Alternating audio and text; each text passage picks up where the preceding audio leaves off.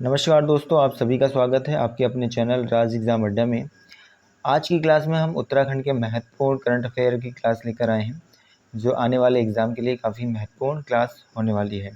आज का सबसे पहला जो हमारा प्रश्न होने वाला है, पुरातत्व विभाग को कत्यूरी काल की 4 प्राचीन सुरंग कहाँ मिली हैं भाई? तो देवलगढ़ में मिली हैं।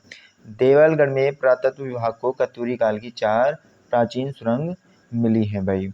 अगले क्वेश्चन की ओर चलते हैं। अगला आज का क्वेश्चन हमारा है, किस राज्य सरकार ने राज्य में भड़की जंगल की आग पर काबू पाने के लिए पेट्रोल लाओ पैसे पाओ अभियान शुरू किया है भाई? तो किसके द्वारा शुरू किया गया भैया? तो उत्तराखंड सरकार के द्वारा शुरू किया गया है भाई। जंगल में जो आग लग रही है उसको नियंत्रित करने के लिए पेट्रोल लाओ पैसों पाओ अभियान की शुरुआत की गई है। अगले क्वेश्चन की ओर चलते हैं।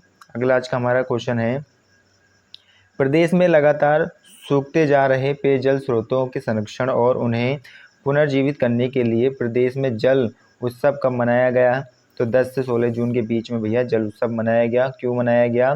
क्योंकि प्रदेश में लगातार क्या हो रहे हैं भैया, पेयजल जो स्रोत हैं वो सूख रहे हैं, उनके संरक्षण और पुनर्जीवित के लिए भैया प्रदेश में जल उत्सव मनाया गया। कब? 10 से 16 जून के बीच में मनाया गया। अगले क्वेश्चन की ओर चलते हैं। अगला क्वेश्चन आज का हमारा है, किस विश्वविद्यालय को खरीफ दलहन परियोजना के लिए सर्वश्रेष्ठ शोध संस्थान केंद्र पुरस्कार से सम्मानित किया गया है? तो कौन सा विश्वविद्यालय है भैया? तो पंतनगर विश्वविद्यालय को खरीफ दलहन परियोजना के लिए सर्वश्रेष्ठ शोध संस्थान केंद्र पुरस्कार से सम्मानित किया गया है। अगले क्वेश्चन को देखेंगे। अगला आज का हमारा क्वेश्चन होने वाला है, प्रदेश की पहली सरकारी महिला वाहन चालक कौन बन गई हैं भैया? तो प्रियंका बनी है, और जिनका संबंध कहाँ से? हरिद्वार से संबंध है। प्रदेश की पहली सरकारी महिला वाहन चालक कौन बनी है? तो प्रियंका, और इनका संबंध भैया किस डिस्ट्रिक्ट से है या किस जनपद से है? तो हरिद्वार जनपद से है भाई। अगले क्वेश्चन की ओर चलते हैं। अगला आज का हमारा क्वेश्चन है, उत्तराखंड में हरियाली एवं वनावरण में पहला स्थान किस जिले को मिला है? तो नैनीताल को जिला भैया नैनीताल को मिला है हरियाली एवं वनावरण में पहला स्थान। दूसरे स्थान पर कौन सा है? तो दूसरे स्थान पर भैया देहरादून है, और पहले स्थान पर कौन सा है? तो पहले स्थान पर नैनीताल है। अगले क्वेश्चन को देखेंगे। अगला आज का हमारा क्वेश्चन है, विनोद जुगलान का संबंध किस क्षेत्र से है? तो विनोद जुगलान का संबंध भैया पर्यावरण क्षेत्र से है। भैया कहाँ से संबंध इनका? तो पर्यावरण क्षेत्र से इनका संबंध है। अगले क्वेश्चन की ओर चलते हैं। अगला आज का हमारा क्वेश्चन होने वाला है, अंतर्राष्ट्रीय स्केटिंग यूनियन में भारत का प्रतिनिधित्व लास वेगास में कौन करेगा भैया? तो निष्ठा पैनुली के द्वारा अंतर्राष्ट्रीय स्केटिंग यूनियन में भारत का प्रतिनिधित्व लास वेगास में किया जाएगा। और ये भैया किस राज्य से बिलोंग करते हैं? तो ये उत्तराखंड राज्य से बिलोंग करते हैं भैया। कहाँ से बिलोंग करते हैं भैया? उत्तराखंड राज्य से बिलोंग करते हैं। अगले क्वेश्चन को देखेंगे। अगला आज का हमारा क्वेश्चन है, राज्य आपदा प्रतिक्रिया बल यानी SDRF पहला स्थायी केंद्र कहाँ खोला गया भैया? तो कहाँ पर खोला गया है? लक्सर यानी हरिद्वार के अंदर राज्य आपदा प्रतिक्रिया बल का पहला स्थायी केंद्र खोला गया है। कहाँ पर? लक्सर हरिद्वार के अंदर। अगले क्वेश्चन की ओर चलते हैं। अगला आज का हमारा क्वेश्चन है, ग्लोबल जेंडर भैया कौन सा? ग्लोबल जेंडर गैप 2024 में भारत की रैंक क्या है? तो ग्लोबल जेंडर गैप 2024 में भारत की रैंक 129वीं रैंक है। कितनी है भैया? तो 129वीं रैंक है। किसमें? ग्लोबल जेंडर गैप 2024 में भारत की कौन सी रैंक है? तो 129। ठीक है, 129 प्लेस पर है भारत। अगले क्वेश्चन की ओर चलते हैं। अगला आज का हमारा क्वेश्चन है, वैश्विक शांति सूचांक में भारत की रैंक क्या है? तो 116वीं रैंक है। कौन सी रैंक है भैया? वैश्विक शांति सूचांक में भारत की रैंक तो 116वीं है। और 2023 की बात करें तो भैया कितनी रैंक थी? तो 2023 में 126वीं रैंक थी। और टॉप 3 की अगर बात करते हैं तो आइसलैंड टॉप पर है, आयरलैंड सेकंड पोजीशन पर, और ऑस्ट्रिया ये थर्ड पोजीशन में है वैश्विक शांति सूचकांक में। और भारत की रैंक क्या है अभी 2024 में? तो 116वीं रैंक है। और 2023 में कितनी रैंक थी? तो 2023 में 126वीं रैंक थी। अगले क्वेश्चन की ओर चलते हैं। अगला क्वेश्चन है, मानव विकास सूचकांक 2023 में भारत का स्थान भैया कितना था? तो 134वीं रैंक थी भैया मानव विकास सूचकांक 2023 में भारत की। ठीक है, टॉप 3 की बात करें तो टॉप 3 में सबसे पहले जो आता है स्विट्जरलैंड, फिर नॉर्वे, फिर आइसलैंड। ये टॉप 3 हैं। ठीक है, और इसका आधार क्या माना गया है? इसका आधार भी है शिक्षा और जीवन प्रत्याशा व जीवन स्तर को देखा जाता है। उसी के आधार पर भैया मानव विकास सूचकांक 2023 की रिपोर्ट या रैंकिंग जारी की गई है। और तो भारत का स्थान क्या है? तो 134वां स्थान है। पहले पोजीशन पर कौन सा है? तो पहले पोजीशन पर भैया स्विट्जरलैंड है, सेकंड प्लेस पर भैया नॉर्वे है और थर्ड पोजीशन पर आइसलैंड है भाई। अगले क्वेश्चन की ओर चलते हैं। अगला आज का हमारा क्वेश्चन है, विश्व खुशहाली सूचकांक 2024 में भारत की रैंक कितनी है भैया? तो विश्व खुशहाली सूचकांक 2024 में भारत की रैंक जो है 126वीं रैंक है। कितनी है भैया? तो 126वीं रैंक है विश्व खुशहाली सूचकांक 2024 में। टॉप अगर 3 की बात करें तो टॉप 3 कौन से हैं भैया? तो सबसे पहले फिनलैंड आता है, फिर डेनमार्क, फिर आइसलैंड। ये टॉप 3 है भैया, ठीक है। और अंतिम प्लेस पर कौन है भैया? तो अफगानिस्तान अंतिम प्लेस पर है। आधार इसका क्या है? स्वास्थ्य, शिक्षा, जीवन प्रत्याशा और भैया क्या आधार माना गया है? संसाधन स्तर। इनके आधारों पर भैया ये विश्व खुशहाली सूचकांक जारी की गई है। और विश्व खुशहाली सूचकांक 2024 में भारत की रैंक कौन सी है? तो 126वीं रैंक है। अगले क्वेश्चन की ओर चलते हैं। अगला आज का क्वेश्चन हमारा है, वैश्विक भोग सूचकांक 2023 में भारत की रैंक कितनी है? तो वैश्विक भोग सूचकांक 2023 में भारत की रैंक 111वीं है। कितनी रैंक है भैया? तो भारत की 111वीं रैंक है। अगले क्वेश्चन को देखेंगे, ऊर्जा संक्रमण सूचकांक 2024 में भारत की रैंक कौन सी है? तो 63 कितनी है भैया? 63 यानी 63वीं रैंक है भैया। किसमें? ऊर्जा संक्रमण सूचकांक 2024 में। किसकी भाई? तो भारत की। अगले क्वेश्चन की ओर चलते हैं। अगला क्वेश्चन हमारा है, हुनरू ग्लोबल रीच लिस्ट में एशिया की बिलियनियर सिटी 2024 भैया कौन सी है? तो मुंबई है। कौन सी सिटी है भैया? तो मुंबई सिटी है 2024 की हुनरू ग्लोबल रीच लिस्ट में एशिया की भैया क्या? एशिया की बिलियनियर सिटी 2024 कौन सी है? तो मुंबई है भाई। अगले क्वेश्चन की ओर चलते हैं। अगला आज का हमारा क्वेश्चन होने वाला है, दुनिया का सबसे महंगा शहर कौन सा भैया? तो दुनिया का सबसे महंगा शहर जो है वो सिंगापुर है। कौन सा है? तो सिंगापुर दुनिया का सबसे महंगा शहर है भाई। अगले क्वेश्चन को देखते हैं। अगला क्वेश्चन है, विश्व प्रेस फ्रीडम इंडेक्स 2024 में भारत की रैंक कितनी है? तो विश्व प्रेस फ्रीडम इंडेक्स 2024 में भारत की रैंक 159वीं रैंक है। कितनी है भैया? 159वीं रैंक है, यानी 159 प्लेस है भैया। जारी कौन करता है? तो जारी जो करा जाता है रिपोर्टर्स विदाउट बॉर्डर्स के द्वारा जारी किया जाता है।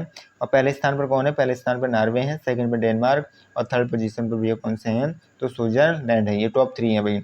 2023 में इंडिया की रैंक कितनी थी? 2023 में इंडिया की रैंक 161 थी। कितनी भाई थी? 161 प्लेस पर भाई थे 2023 में, ठीक है। तो ये बातें याद रखनी है। अगले क्वेश्चन की ओर चलते हैं। अगला क्वेश्चन हमारा है, पर्यावरण प्रदर्शन सूचकांक 2024 में भारत की रैंक कितनी है? तो 176वीं रैंक है भैया। किसमें? पर्यावरण प्रदर्शन सूचकांक 2024 में भारत की रैंक 176 है भाई, ठीक है। टॉप 3 की बात करें तो टॉप 3 में कौन सा है? एस्टोनिया है और भैया कौन सा है? लग्जमबर्ग है और जर्मनी। ये टॉप 3 है भैया, ठीक है। पर्यावरण प्रदर्शन सूचकांक 2024 में भारत की रैंक 176 है भाई। अगले क्वेश्चन की ओर चलते हैं। अगला आज का हमारा क्वेश्चन है, भ्रष्टाचार धारण सूचकांक 2023 में भारत की रैंक कितनी है? तो भ्रष्टाचार धारणा सूचकांक 2023 में भारत की रैंक 93 प्लेस है। कौन सी भैया? 93 प्लेस है भैया भ्रष्टाचार धारणा सूचकांक 2023 में। किसकी? तो भारत की। टॉप 3 की बात करें, टॉप 3 में कौन सा? फर्स्ट प्लेस पर डेनमार्क, सेकंड प्लेस पर फिनलैंड और थर्ड पोजीशन पर न्यूजीलैंड है भाई। अगले क्वेश्चन की ओर चलेंगे। अगला है, लैंगिक असमानता सूचकांक 2022 में भारत की रैंक कौन सी है? तो लैंगिक असमानता सूचकांक 2022 में भारत की रैंक 108वीं रैंक है। कौन सी है भैया? 108वीं रैंक है भाई।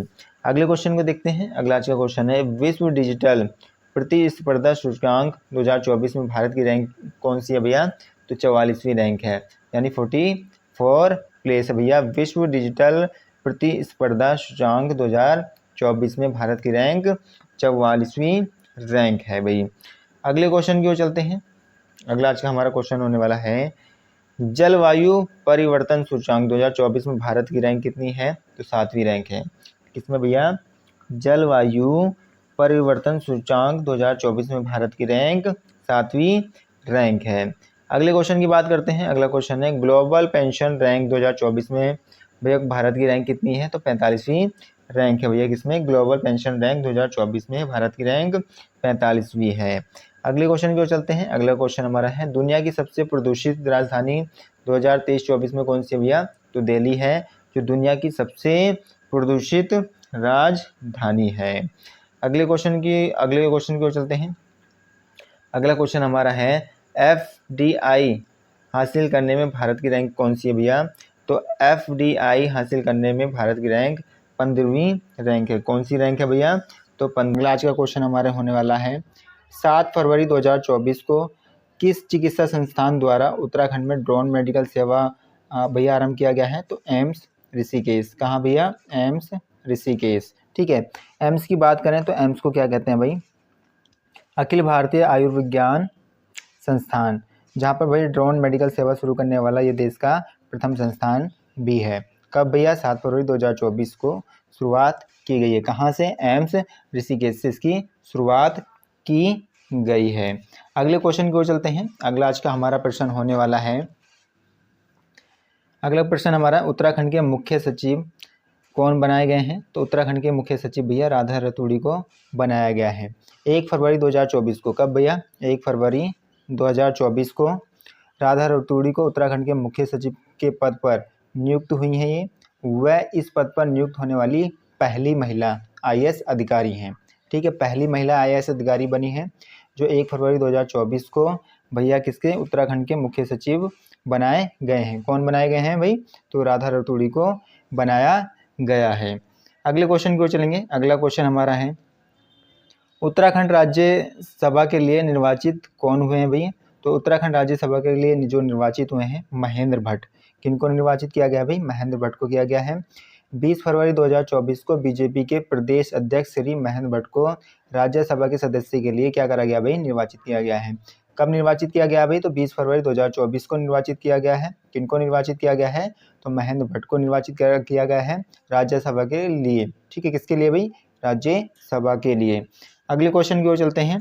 अगला आज का क्वेश्चन होने वाला है हमारा उत्तराखंड की पहली महिला उच्च मुख्य न्यायाधीश कौन है? तो रितु बहारी को भैया मुख्य न्यायाधीश बनाया गया है उत्तराखंड का। ठीक है, किसको भाई? रितु बहारी को। 12 फरवरी 2024 को रितु बहारी उत्तराखंड की उच्च मुख्य न्यायाधीश के पद पर नियुक्त हो गई हैं। वह इस पद पर उत्तराखंड की पहली महिला उच्च मुख्य न्यायाधीश हैं। ठीक है, पहली महिला भैया क्या बनाई गई हैं? मुख्य न्यायाधीश बनाई गई हैं। और कब बनाई गई? 12 फरवरी 2024 को। किनको बनाया गया भाई? तो रितु बहारी को बनाया गया है। किनको बनाया गया भाई? तो रितु बहारी को बनाया गया है। इतने पॉइंट हमें इस क्वेश्चन से याद रखने हैं। अगले क्वेश्चन की ओर चलते हैं। अगला आज का हमारा क्वेश्चन है उत्तराखंड भाषा संस्थान पुरस्कार 2023 के लिए साहित्य पुरस्कार किनको दिया गया है? तो लक्ष्मण सिंह बिष्ट को, डॉक्टर सुशील उपाध्याय को, गिरीश सुंदरियाल को, डॉक्टर सुरेश ममगाई को, प्रोफेसर शैलेश को और डॉक्टर ललित मोहन पंत को, गणेश खुगशाल गणी को भैया पुरस्कार ये दिया गया है। उत्तराखंड भाषा संस्थान पुरस्कार 2023 के लिए साहित्य पुरस्कार से इनको सम्मानित किया गया। पुरस्कार कब दिया गया भाई? तो पुरस्कार 21 फरवरी। कब भाई? 21 फरवरी 2024 को किस संस्था के द्वारा दिया गया? उत्तराखंड भाषा संस्था के द्वारा ये पुरस्कार दिया गया है। लक्ष्मण सिंह बिष्ट को सुमित्रा नंदन पंत साहित्य गौरव सम्मान से सम्मानित किया गया है। डॉक्टर सुशील उपाध्याय को कथा साहित्य के लिए शैलेश मटियानी पुरस्कार दिया गया। इसके अतिरिक्त गढ़वाली लोक साहित्य में दीर्घकालीन साहित्य सेवा के क्षेत्र में गिरीश सुंदरियाल को भजन सिंह पुरस्कार से सम्मानित किया गया है। कुमाऊनी व गढ़वाली से विभिन्न बोलियों व उपबोलियों के लिए डॉक्टर सुरेश ममगाई को भैया गोविंद चातक पुरस्कार और महाकाव्य खंड काव्य व भैया काव्य रचना के लिए प्रोफेसर शैलेश मटियानी को महादेवी वर्मा पुरस्कार से सम्मानित किया गया है। इतनी बातों का हमें याद रखना है। पुरस्कार कब दिए जाते हैं? तो 21 फरवरी 2024 को दिए जाते हैं। और किस संस्था के द्वारा दिए जाते हैं? उत्तराखंड भाषा संस्था के द्वारा ये पुरस्कार दिए जाते हैं। अगले क्वेश्चन की ओर चलते हैं। अगला आज का क्वेश्चन हमारा है नई फिल्म नीति उत्तराखंड में कब लागू की गई? तो नई फिल्म जो उत्तराखंड में लागू की गई भाई 3 फरवरी 2024 को लागू की गई। और किसके द्वारा लागू की गई? उत्तराखंड सरकार के द्वारा लागू की गई। इससे जो हमें बातें याद रखनी है, बातें क्या रखनी है? 3 फरवरी 2024 को उत्तराखंड के मुख्यमंत्री पुष्कर सिंह धामी के मंत्रिमंडल ने राज्य में स्थानीय सिनेमा बनाने वालों के लिए सब्सिडी बढ़ाने हेतु नई फिल्म नीति को स्वीकृति प्रदान की गई है भाई। उत्तराखंड ने राज्य में गढ़वाली, कुमाऊनी, जौनसारी फिल्में बनाने वालों के लिए सब्सिडी में 8 गुना की वृद्धि की गई है भाई। कितने गुना की? तो 8 गुने की वृद्धि की गई है, लगभग 2 करोड़ रुपए की भैया। भारतीय संविधान की 8वीं अनुसूची में सम्मिलित 22 भाषाओं में राज्य में फिल्मों की शूटिंग करने वालों के लिए सब्सिडी को भैया कितना कर दिया गया है?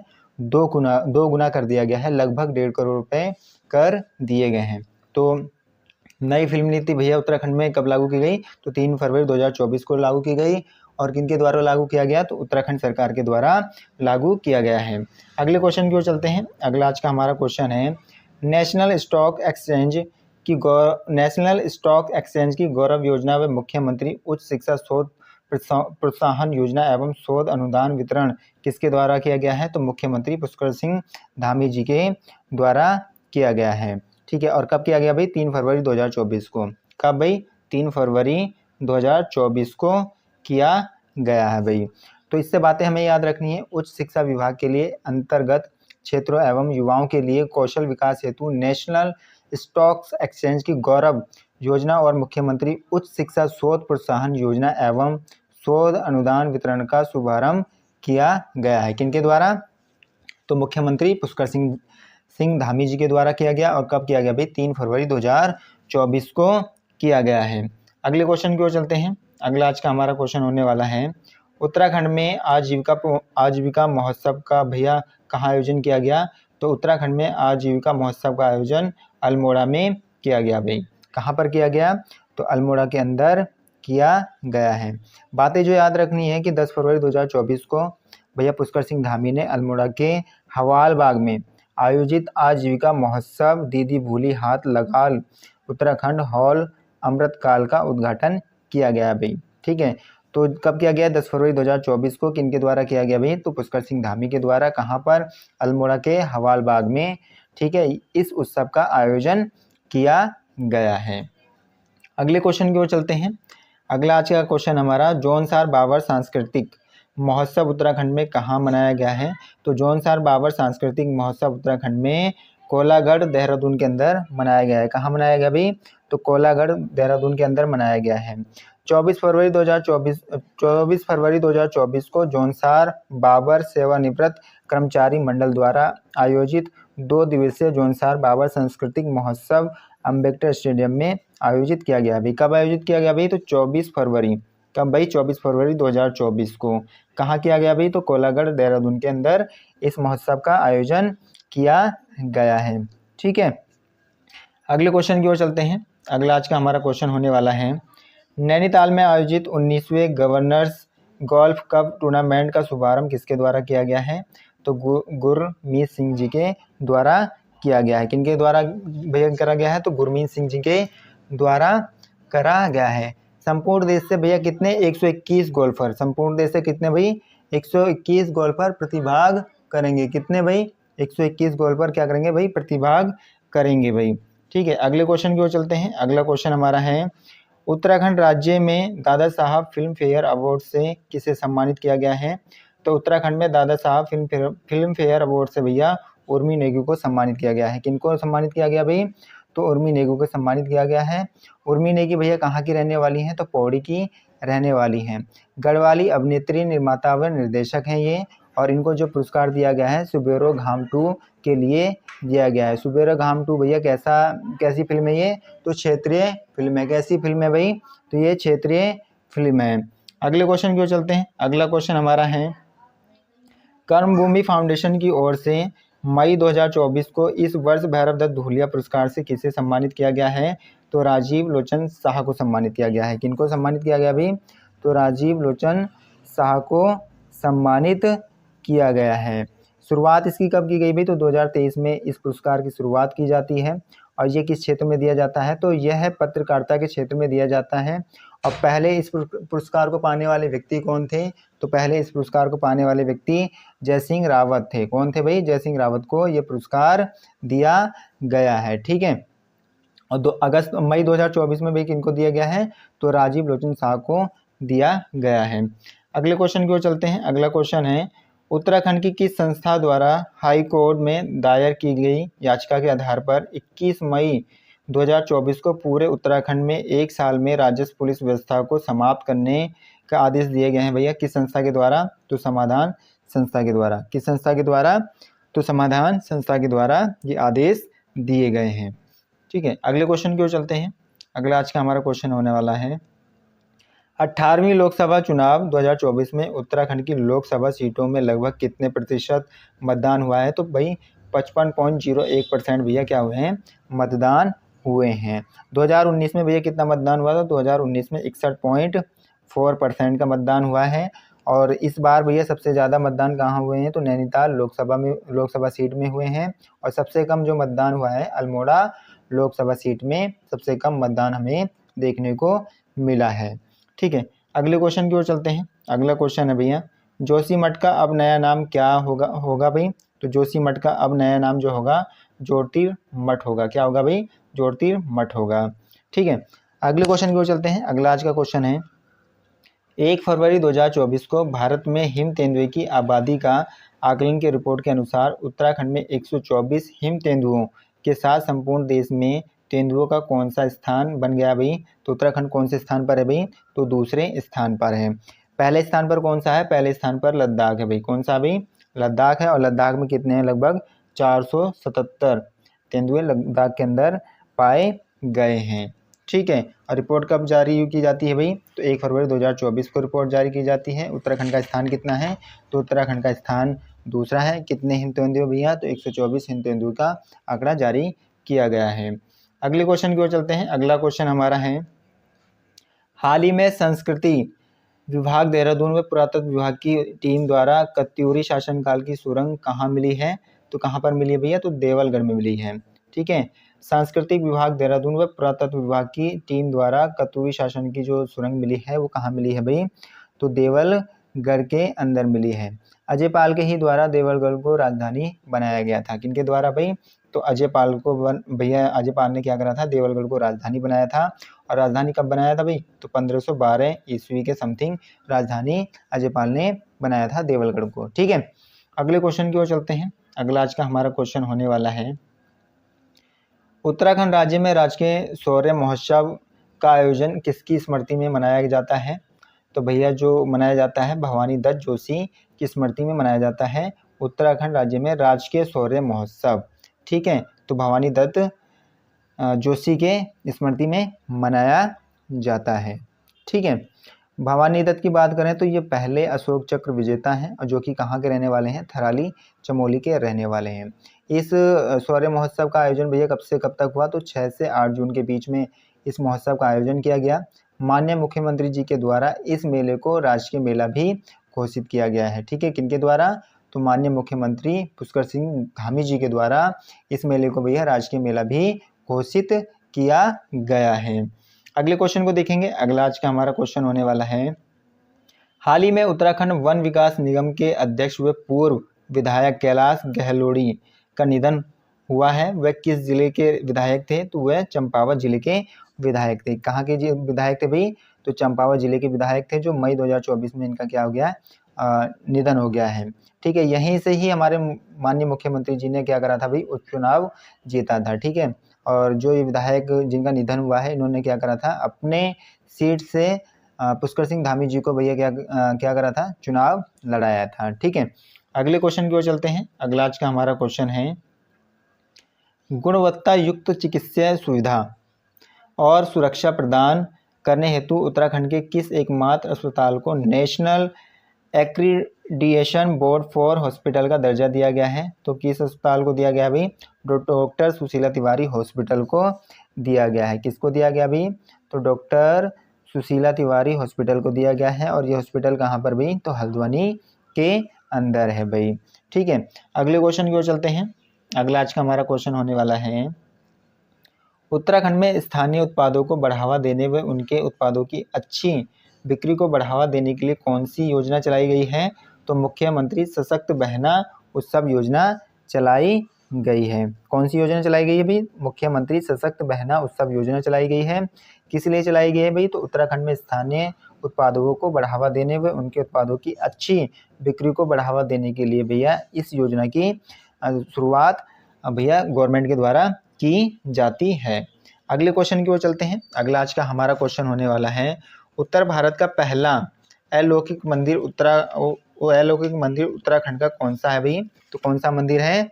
तो देवी धुरा मंदिर है। कौन सा मंदिर है भाई? देवी धुरा मंदिर है। और देवी धुरा मंदिर कहाँ है भाई? तो चंपावत के अंदर है। इसी को बराही धाम या बराही मंदिर भी कहा जाता है। यहाँ पर शिल्पकला का समावेश किया जाएगा। नागर, द्रविड़ व पिरामिड शिखर शैली के अलावा नेपाल का पशुनाथ शिव मंदिर की शैली का भी प्रयोग हमें देखने को मिलेगा।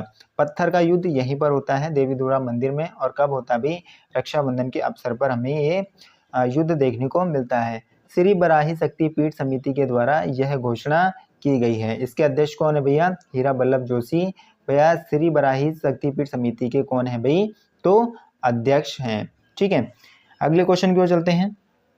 अगला आज का हमारा क्वेश्चन होने वाला है, उत्तराखंड राज्य में पर्यटन को बढ़ावा देने के लिए उत्तराखंड सरकार ने नक्षत्र सभा नामक पहला खगोल पर्यटन कार्यक्रम कहाँ आयोजित किया है? तो मसूरी के अंदर आयोजित किया है। कहाँ आयोजित किया भाई?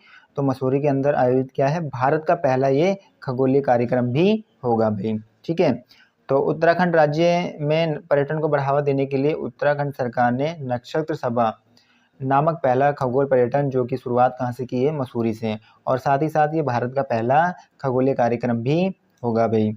ठीक है, अगले क्वेश्चन की ओर चलते हैं। अगला आज का हमारा क्वेश्चन होने वाला है, हाल ही में नैनीताल में आयोजित गोल्डन लोयन इंटरनेशनल फिल्म फेस्टिवल 2024 में कौन से व्यक्ति विजेता रहे हैं? तो कौन से व्यक्ति विजेता रहे भैया?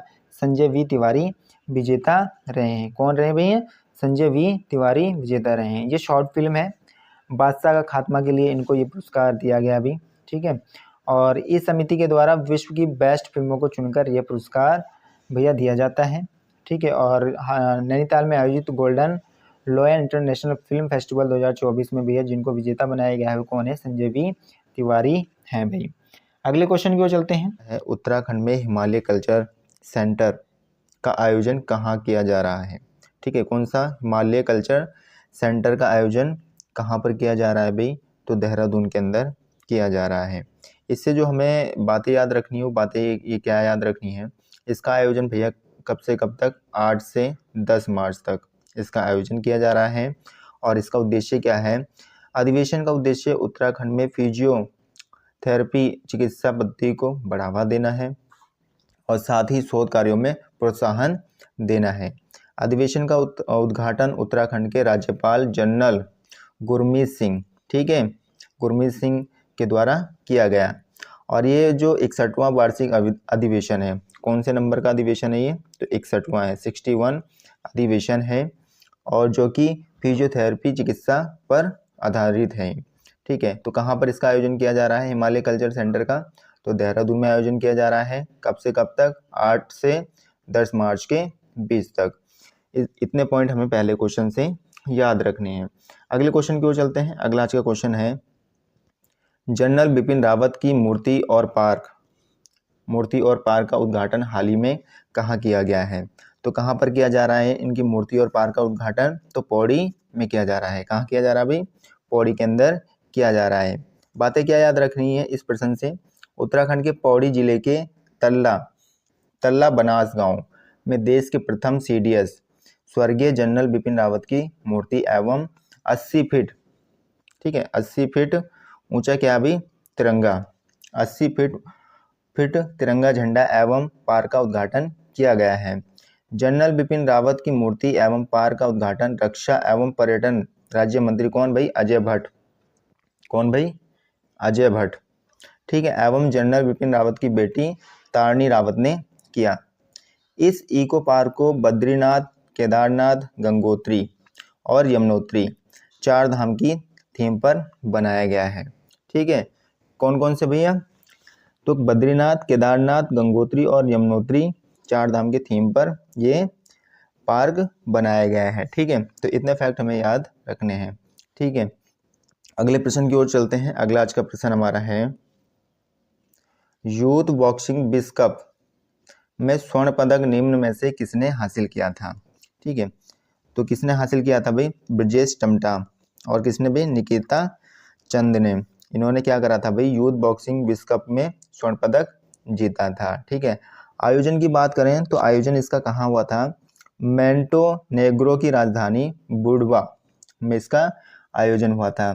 कब से कब तक आयोजन हुआ था? 5 से 10 मार्च के बीच में इसका आयोजन किया गया था। दोनों पिथौरागढ़ के रहने वाले हैं जिन्होंने स्वर्ण पदक जीता। ठीक है, ब्रजेश टमटा और निकिता चंद कहाँ के रहने वाले हैं भाई? ये तो पिथौरागढ़ के रहने वाले हैं और इन्होंने क्या जीता भाई? इन्होंने स्वर्ण पदक जीता। ब्रजेश कुमार की बात करें तो ये 48 यानी 48 kg वर्ग में इन्होंने स्वर्ण पदक जीता और निकिता चंद ने कितने भाई? 60 kg में इन्होंने स्वर्ण पदक हासिल किया। तो इतने फैक्ट हमें इस क्वेश्चन से याद रखने हैं। अगले क्वेश्चन की ओर चलते हैं। अगला आज का क्वेश्चन है, मुरारी लाल का 91वें वर्ष की आयु में निधन हो गया, वह निम्न में से संबंधित थे। तो कौन थे भाई मुरारी लाल, जिनकी मृत्यु कितने वर्ष की आयु में हुई? तो 91 ईयर में। कब हुई भाई? 91 ईयर में इनकी क्या हो गई? मृत्यु हो गई। और ये कौन थे भाई? ये सामाजिक कार्यकर्ता थे। कौन थे भाई? सामाजिक कार्यकर्ता थे। रहने वाले कहाँ के थे ये? तो चमोली जिले के पपड़िया याना गांव में रहते थे भाई। ठीक है, चमोली जिले में रहते थे ये और चिपको आंदोलन में प्रमुख भूमिका इन्होंने निभाई थी। ये चिपको आंदोलन की मातृ संस्था दसोली ग्राम स्वराज्य मंडल के भी अध्यक्ष रहे हैं। ठीक है, तो ये भैया मुरारी लाल का संबंध किससे था भाई? सामाजिक कार्यकर्ता थे। इनकी मृत्यु कब हुई? 91वें वर्ष में इनकी मृत्यु हुई। और ये किस जिले से संबंधित थे? तो चमोली जिले से इनका संबंध था। ठीक है, और अध्यक्ष किसके थे भैया? तो दसोली ग्राम स्वराज मंडल के ये अध्यक्ष भी रहे हैं। ठीक है, अगले प्रश्न की ओर चलते हैं। अगला आज का प्रश्न है हमारा, उत्तराखंड में कौन से समुदाय को यूसीसी से बाहर रखा गया है? तो कौन सा समुदाय है जिसको यूसीसी से बाहर रखा गया है? तो जनजातीय समाज। कौन सा भाई? जनजातीय समाज को यूसीसी से बाहर रखा गया है। इनसे बातें हमें क्या याद रखनी है? इनसे बातें याद रखनी है। इनकी पूरी आबादी मिलाकर करीब कितने % है भाई? तो 3% इनकी पूरी आबादी है, जिनमें से ज़्यादातर गाँवों में ये रहते हैं। अगर उन्हें भी यूसीसी में शामिल कर लिया जाए तो जनजातीय परंपराओं की खासियत खत्म होने लगेगी। साल 1967 ठीक है 1967 में इन्हें अनुसूचित जनजाति माना गया है। ठीक है, किसमें शामिल इन्हें कर लिया गया है? 1967 में अनुसूचित जनजाति इनको मान लिया गया है। राज्य में 5 समूहों को जनजाति की श्रेणी में रखा गया है। तो वो 5 समूह कौन कौन से थे भाई? तो भोटिया, जौनसारी, बुक्सा, थारू और राजी, ये 5 क्या हैं भाई? जनजाति समूहों के अंतर्गत आते हैं। जनसंख्या की दृष्टि से थारू जनजाति राज्य का सबसे बड़ा जनजातीय समूह है। ठीक है, अगर जनसंख्या पे देखेंगे तो सबसे बड़ा जनजातीय कौन सा जनजाति समूह है? तो थारू जनजाति समूह है राज्य का सबसे बड़ा जनजाति समूह। अगले क्वेश्चन की ओर चलते हैं। अगला आज का प्रश्न है, हाल ही में उत्तराखंड में किसे संगीत नाटक सम्मान से सम्मानित किया गया है? ठीक है, तो किसको सम्मानित किया गया है? जहूर आलम। जहूर आलम को भैया किस सम्मान से सम्मानित किया गया है? संगीत नाटक अकादमी सम्मान से इनको सम्मानित किया गया है। नैनीताल के वरिष्ठ रंगकर्मी एवं युग मंच के संस्थापक व निर्देशक जहूर आलम को भारतीय रंगमंच में निर्देशन के क्षेत्र में महामहिम राष्ट्रपति जी द्वारा संगीत नाटक सम्मान से सम्मानित किया गया। किसने सम्मानित किया भाई? तो राष्ट्रपति के द्वारा इनको सम्मानित किया गया। किस जिले से इनका संबंध है? तो नैनीताल जिले से इनका संबंध है। और वरिष्ठ रंगकर्मी और युग मंच के कौन है भैया? संस्थापक हैं। साथ ही इन्होंने निर्देशक भी किया है। और इसके साथ साथ हमें रखना है, इन्हें संगीत नाटक अकादमी की ओर से 2023 में इनको क्या दिया गया है? राष्ट्रीय पुरस्कार के लिए इनको चुना गया है। संगीत नाटक अकादमी 2022 और 23 में कितने लोगों को मिला है? तो 94 लोगों को मिला है। उत्तराखंड में कितने लोगों को ये सम्मान दिया गया है? तो 4 लोगों को ये सम्मान उत्तराखंड के अंदर दिया गया है। ठीक है, अगले प्रश्न की ओर चलते हैं। अगला आज का प्रश्न हमारा है, उत्तराखंड में मानस खंड गलियारा यात्रा उत्तराखंड में मानस खंड गलियारा यात्रा किसके द्वारा शुरू की जा रही है? कौन सी यात्रा भाई? तो मानस खंड गलियारा यात्रा भाई किसके द्वारा शुरू की जा रही है? तो ये जो शुरू की जा रही है ये पर्यटन विभाग के द्वारा, किसके द्वारा भाई? पर्यटन विभाग के द्वारा शुरू की जा रही है। बातें क्या याद रखनी है इससे हमें? उत्तराखंड के मानस खंड क्षेत्र के पौराणिक मंदिरों के दर्शन के लिए उत्तराखंड पर्यटन विभाग व भारतीय रेल के साथ मिलकर अप्रैल माह के अंतिम सप्ताह, ठीक है, अप्रैल माह के आखिरी सप्ताह में मानस खंड गलियारा यात्रा शुरू किया जा रहा है। तो कौन शुरू कर रहा है? तो पर्यटन विभाग और भारतीय रेल के साथ ये मिलकर क्या कर रहे हैं? तो कौन सा मानस खंड गलियारा शुरू किया जा रहा है? किस विभाग के द्वारा? तो पर्यटन विभाग के द्वारा शुरू किया जा रहा है। अगले प्रश्न की ओर चलते हैं। अगला प्रश्न है, उत्तराखंड में 2006 और 2022 के बीच बाघों की संख्या कितने प्रतिशत की वृद्धि हुई है? कब से कब तक भाई? 2006 से 2020 के बीच में बाघों की संख्या के परसेंटेज पूछ रहा भाई, कितने परसेंटेज की वृद्धि हुई है? तो कितने परसेंटेज की वृद्धि हुई है? तो 314। कितने भाई? 314% की क्या हुई है भैया? वृद्धि हुई है। कब से? 2006 से लेकर 2022 के बीच में। हाल ही में वर्ष 2006 और 2022 के बीच उत्तराखंड में बाघों की आबादी में 314% की दर से बढ़ोतरी हुई है। उत्तराखंड वन्य जीव अधिकारियों के अनुसार उत्तराखंड में बाघों की आबादी का घनत्व विश्व में सबसे अधिक है। बाघों की आबादी जो वर्ष 2006 में 178, 2006 में कितनी थी? 178 थी, और वर्ष 2022 में बढ़कर कितनी हो गई भाई? 560, ठीक है, 560 हो गई है, जिसमें 314% की वृद्धि दर्ज की गई है।